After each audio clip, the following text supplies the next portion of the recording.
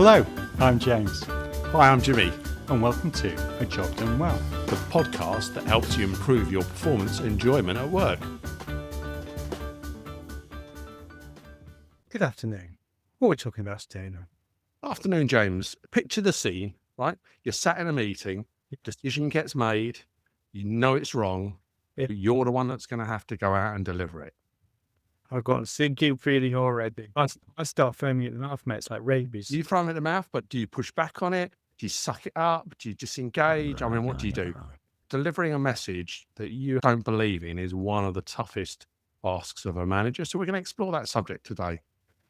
Sounds fabulous. I'm Well, getting we'll the get you cold frothing at the shivers mouth. already. Yeah, I'm getting the cold shivers. You said it gets you frothing at the mouth, James. Tell me about a time when it has got you frothing at the Oh, mouth. well, it might surprise you to hear this, but the one that always gets me. Performance management. I mean, what are these people thinking? And then they're saying you've got to go and own the message. We're going to chop 10% of your people off of the knees and you've got to go and own the message. I never ended up having to give someone a rating I didn't believe was actually fair at the end of the day. But it was even just the threat of it. It's like, how do you expect, if you force me to give this person a rating I disagree with, how do you think I am going to own the message? It's absolute bullshit. Yeah, people. Anyway, so there's what. But then there are others. Obviously, on a number of occasions, I have had to sack a number of people because of reorganisations at one sort or another. Yes. Yeah. And that's always really shitty that you've got to do that.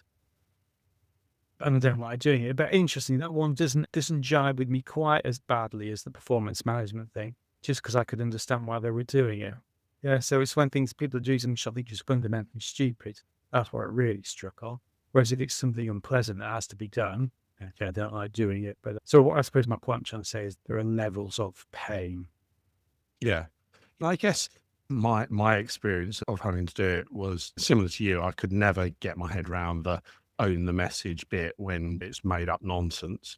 But I had to go out and close a number of sites in the past where I had lots of sites across the UK, and that was difficult.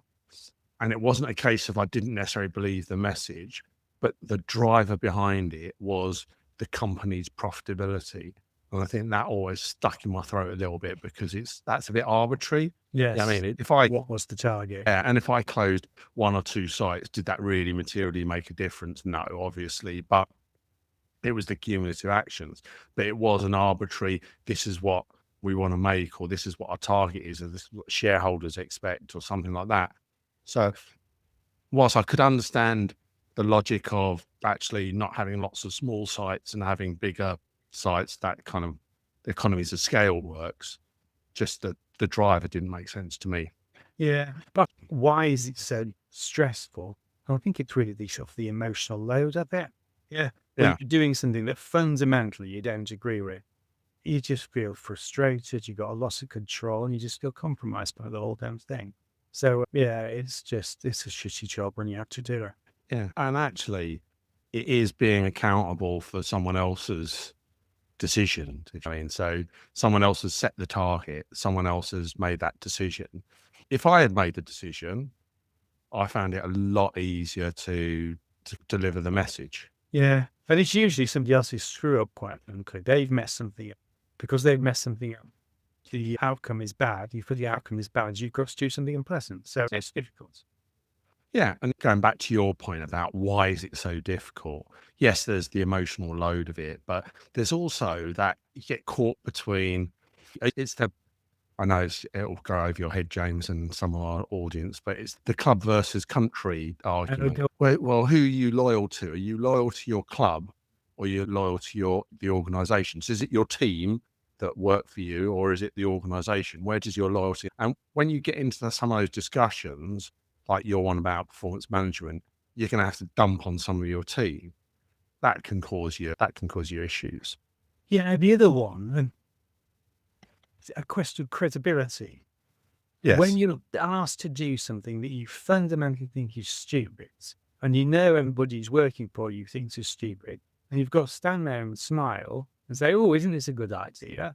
Yeah. What is that doing for your credibility? And I suppose we had a conversation once about Rob the Knob. Do you remember Rob the Knob? Fortunately, I worked with lots of Robs. So which one Rob the knob was, I'll leave to your imagination. Every Rob that you've ever Yeah, the worked with word is is doing, now, they're is thinking, it am me? I Is Rob it the knob? yeah. And if you're thinking it, you probably are. He just used to stand up and spout the corporate line, Yeah. and everybody just looked at him thinking, you're a knob. Yeah. Nobody believes this. So you're just destroying your own credibility by following through on it. So yeah, that's a big issue, I think, credibility. And- for quality, for absolute clarity, if it's Mr. Scratchy is listening, it wasn't you, Rob. That narrows the field. Anyhow, a couple of other points. I think there is that control. Like, did I make the decision? But I'm the public face of it, and I get the kind of the hate that people are focusing on me rather than the actual decision maker. And I think the other thing is when sometimes if you push back and say, this doesn't make sense, this doesn't work, are you putting your career at risk? So that tension of, am I doing the right thing, is a real one. Yeah. And well, the real thing for me is values. Yeah. Yeah. If you're doing something that you fundamentally do not believe in. But it really depends. All of those things come into it. I suppose for me, the question is how violently do you disagree with what you're being asked to do? Yeah. Because I will roast about performance management. However, nobody I used to work in call centers, no one was going to die. So was No. this really worth getting that excited about? Yeah, so it really is a question of, how important is this to me? And is it worth getting excited about, I think? Well, hold that thought, because we'll come back to some of the ways that you can handle it. But I guess overall, for different reasons, different perspective, like you say, it's the emotional load that it puts on you at being pulled different directions. Yeah. But then before we get on to some of the good ways that we've experienced that you can handle it, let's explore some of the bad ways, because we've blundered our way through this many a time. So the one for me, the obvious one, and we did an excellent podcast with Jackie Lefebvre, which talks about values, and she pointed this out. But Yeah. it's where it's something fundamentally grates against their values. They've got nowhere to run. So what they do is they check out. Yeah. Yeah. They have no choice but to check out. And you end up with a whole load of people who are just disengaged with the organization because they've got to do things that they don't believe in. And that's bad for the people who are doing it. But it's also bad for the organization that's caused them to do that because you're not getting any discretionary effort. So that in some ways is the easiest thing to do. Just put your head down, do the bare minimum and get on with it. But in many ways, that's the most toxic. Well, and I think on a similar vein, there is the passive way of doing it. Your point about bare minimum, trying to figure out how do I do something that keeps people off my backs. I mean, one of the classic ones, I'm not sure if you were in the team when we had this. It was one of those complete these online learning things that they put down. And we were shocking at it because it was bullshit. It was corporate box ticking in the extreme. And so we knew it was bullshit. And so we were really haphazard at doing it. But we drew a lot of heat as a result. And so we hadn't quite figured out what bare minimum was. It's one person's bare minimum, it's another person's unacceptable, frankly. It's slightly below bare minimum. It's like being a little bit pregnant, isn't it? You just say, what reader? Well, I used to have a team leader who worked for me. He had a lot of potential, but it was useless, right? He was only young. When I pulled him up about it, I said to him, look, what's going on? You're always late. He says, well, I'm not as late as James sometimes is. Okay. But, you don't fill in your spreadsheets often enough. Yeah, but I do them more often than James does them. And I went through every aspect of his performance, and he had a different person that he was that he was doing just a little bit better than them. I was like, you haven't got to grips with the fact that when you put that all together, that means you're like the worst of the worst. You couldn't get to anyhow. But CBT, computer-based training, your example is just a classic. Yeah, all right, it's dull and it's pointless and it's tedious. But for God's sake, just get on with it. That's what passive resistance really doesn't help you. Yeah. But equally, blind compliance is no good. So just always towing the party line. Didn't you have those people that you worked for, James? They're always on message. And you just didn't believe it because you're thinking, this is bullshit, yet you're still towing the company line. The problem with that is not only does that particular message not land, it damages their credibility everywhere. Because you're always thinking, well, just saying the right things, isn't you? Well, but it's interesting. That's blind compliance is a credibility problem as well. But if passive resistance kills your credibility from above, blind compliance kills your credibility from below. Yeah. Because everybody Yeah. knows you're a dick. Yeah, pass me the sick bag. You know, why are you spouting? You're spouting this so you can get the next level of BMW, whatever it is you've got your eye on. Yeah, but it's just, did you no good whatsoever. You're just promoting your own position. And of course, one of your personal favorites, just the public disagreement to everything. No, this is the way to do it. Nice big emotional bust up. Can I just point out, this is the section of the podcast where we're talking about Bad bad ways. ways people handle it. Things I wish I had known 20 years earlier. Yeah. Exactly. Yes. But no, there is one instance I remember, and we were doing a big core system replacement job, and I was the operations rep on this thing, and I was the operations rep. So for me, getting operation flexibility into this was the most important thing. The IT guys and the people who were running the program couldn't give two buggers about that. Yeah. And I just had this major bust up with them, kept banging on and banging on. And 3 days later, I found myself off the project. So, lessons. Yeah, go all I wanted for. You've got to love a law of a meltdown. Though, Well, absolutely. But the point there being, it didn't help me. Really didn't. Yeah. So, public disagreements, probably not the best way forward. So having spent an amount of our career in that area of what went wrong in our post-corporate lives, now let's have a focus on what does good look like. So I think there are a few principles that we can share with people around what good looks like. So my first would be, if you don't like it, have a balanced, maybe not a disagreement, but argument about it, but do it from the basis of facts and data and knowledge, right? So, for example, I have been told in the past that there is a reorg, everybody has to cough 20% of their staff. On you go, James. At which point I have stood back and said, well, actually, we put in place these productivity improvements. Here is my head count for the last 2 years. As you can see, I've already coughed 20%. Therefore, I do not think it is appropriate for people to keep coming back at me. When you've got data and stuff like that, then you can have an extensible argument. Actually, if you're providing data to your boss, probably thinks this is a stupid thing to do anyway. You're providing him with the ammunition to go back as well. So I do think there is a time and a place to have a sensible debate, but it's not in the middle of a room with a load of people. Yes. And it is with data and facts. And a great example of that, James, do you remember you probably don't remember the capacity management argument I had. So in this big room full of all the great and the good, we've got to save loads across all of these teams. And the CEO turned around to me and said, capacity managers, bear in mind, this is one small part of this business, tiny. He says, how many have you got? Can't remember the exact number. It's something like 30 odd. And I said, okay. He said, I know the answer. The right answer is 0. And I could have reacted. I could have got emotional about it. I could have argued with him. I said, should we pick that up offline and have a discussion about it? And because that wasn't the time and the place, there's no way if I locked horns with him in front of everyone, he would have had to feel it beholden that he had to destroy me. So anyhow, we went off, had a one-to-one. And to your point, I went with the facts and figures about what they did, the value they added, how we had reduced the number over the previous years. And we had a sensible discussion. We came out at the end of it. Do you know what the answer was, James? Go on. 30. Yeah, exactly. No change.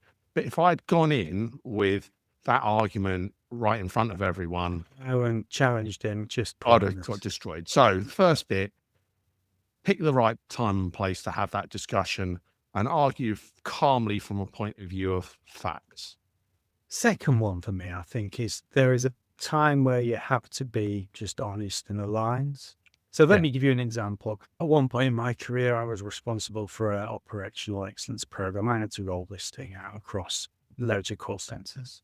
And there was one area, and there was no buy-in whatsoever from the senior leadership of this area that we had to do. Right? So I'm being told I had to do it. I'm giving it to a bunch of customers who would rather throw, what's the term I'm looking for? I was about as welcome as a fart in a lift. That's sweet part. Was about as welcome as a fart in a lift, right? Kids have argued the toss. but I've been wasting my breath.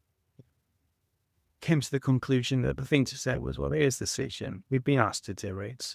This is what we need to do. And you just make the best of a bad thing. But you're open about it. You say, yes, I know there's an issue. Yes, it's not ideal, but we're going to do it and we're going to crack. Right? Yeah. You're not hiding from the issue. You're just Yeah. pointing out, well, this is the lay of the land. These are the things we've got to do. And you crack on. Because frankly, some things just aren't worth fighting. Yeah. And I think that honesty, back to my example of the senior manager who always trots out the party line, at least if you're honest about, look, I know this is bullshit, but we're going to do it, at least have a bit of credibility. Or yes, there are potential downsides, there are risks, but if we focus on this is how we can do it. I think that honesty is still aligned to a degree because you're still doing what needs to be done, but just being honest about it, I think can make all the difference to your team. Similarly, I think another principle is don't just transmit the information downwards, try and translate it a little bit. And it's probably not the best example, but back to my CBT bullshit example, when I sat down and said, like, yeah, we know this is nonsense, but it's going to have to be done. And all we're doing is damaging our credibility and attracting a load of heat and creating a load of problems for me. Can we just get it done?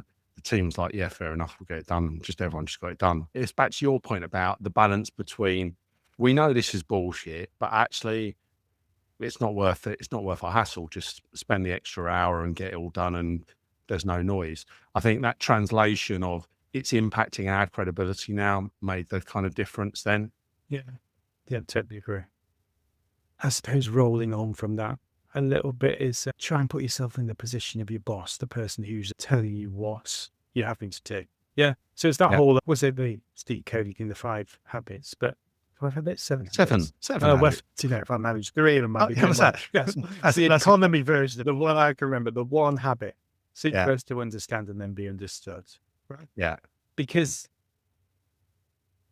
if you understand why it is important to them and why they are pushing it, then it makes it an awful lot easier for you to swallow it.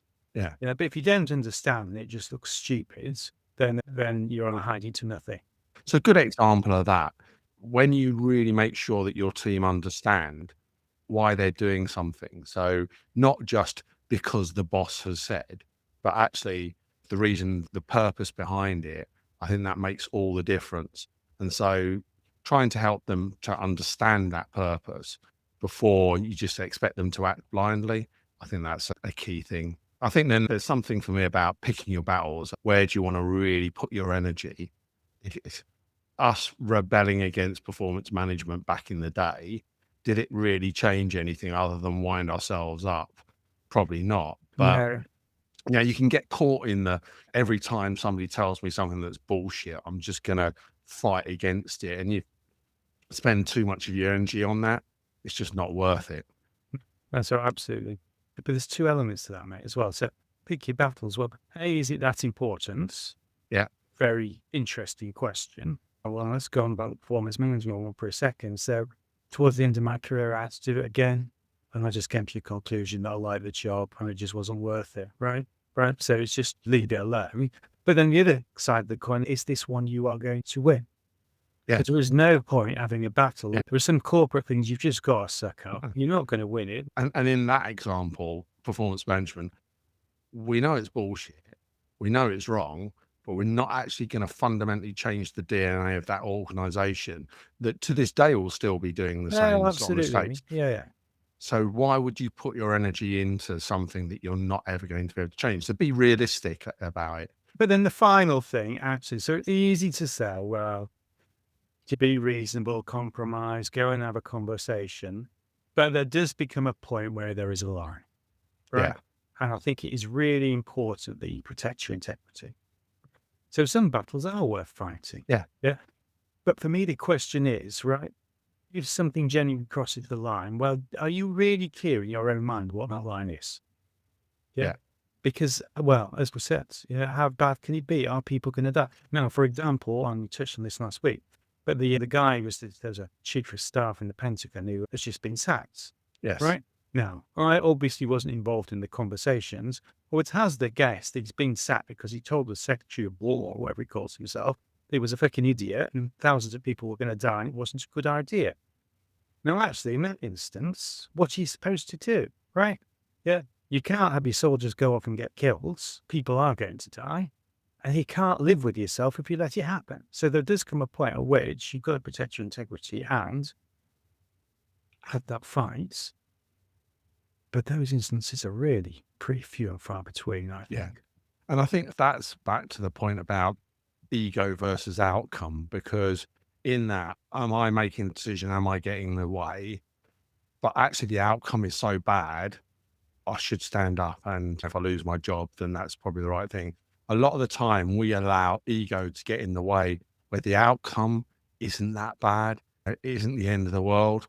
And therefore, actually, should you just take that hit? But being clear on where that line, I mean, like you, I've been removed off projects because I disagreed with how things were being done. And I was quite happy to be removed off the project, frankly, because I'd rather not do things the wrong way. And the impact of doing it the wrong way, it was going to fail. And didn't want to be associated with it. Yeah. But the truth is, I think I probably got sacked over performance management. And the reason why I say that is we had to fill in and don't laugh at me when I tell you this, it was an anonymous questionnaire that clearly wasn't anonymous, where it asked us what we thought about performance management. And the company that I worked for had employed some guru who was actually a third-rate sportsman to tell us how to manage our people. Now, I don't know about you, right? I'm not a world-class sprinter. I don't know much about sports, but I don't need some third-rate sportsman telling me how to manage people, and I rate as much in this anonymous survey. Anyway, shortly afterwards, I did get a knock on the door and told my services were no longer needed. On the benefit of hindsight, this sportsman was probably the HR director's brother-in-law for all I know. It was fundamentally futile for me to do that stupid thing to do. But actually, did I want to work there anymore? No. Right. No. So, yeah, protect your integrity. I think that's how bad can it be? And some things, they are worth dying in the ditch over. So did you see the sportsman waving you away as you pulled out? Yeah, cheerfully as he cashed in his consultancy check. Yeah. So key takeaways. So you don't need to agree with every decision that's made in your organization to be a good manager or a leader. You really don't. But I do think you probably need to decide how you're going to show up and deal with those things. So that would be one of the key things I would say.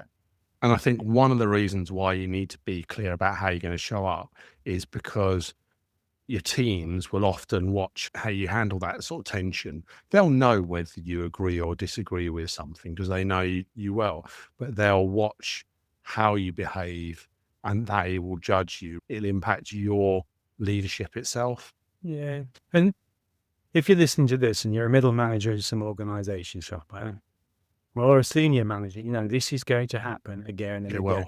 It is inevitable, right? So the question isn't so much do you agree or not? The question is really, how do you cope with it? And being clear to your point about how big a disagreement it is and how big the impact is of your disagreement. And therefore, do you really want to die on your sword? Because you can't often change the message, but you can be intentional about how you deliver it. And if you really don't like something, just face into it. Don't be passive aggressive. Nobody likes passive aggressive. Just don't do it to yourself. Destroys your credibility. So we've explored the subject, some of the things that go wrong, some of the things that go right. Hopefully you found that useful. Please share this episode and follow us for more of the same. Well, got one extra word of wisdom. Go on then. Some hills, some ditches. I down ditches, not hills. You some down hills, but there's another story. Some ditches really are worth going in. And on that note, cheerful no, doable. Exactly. So, how do we want to finish? Finish on a high, talk about dying in ditches and argue whether it's a ditch or dying on a hill. Yeah. I've just said follow for more, and now let's make sure that nobody wants to follow for more.